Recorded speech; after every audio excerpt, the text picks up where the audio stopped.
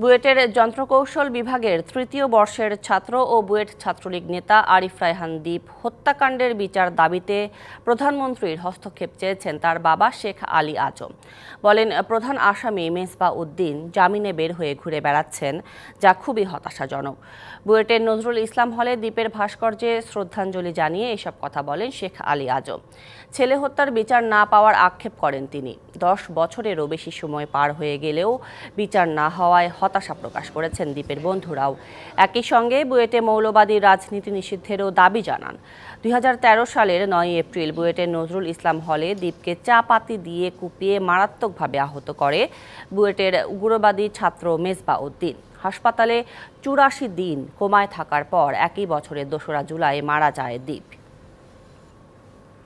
আমার কোনো সাধ্য নাই, আমার এমন কোনো পরিবেশ নাই, পরিস্থিতি নাই, আপনজন নাই যারা আমার পক্ষে হইয়া আমার ছেলের বিচার ত্বরান্বিত করার মতন কোনো ক্ষেত্র আমার কাছে নাই।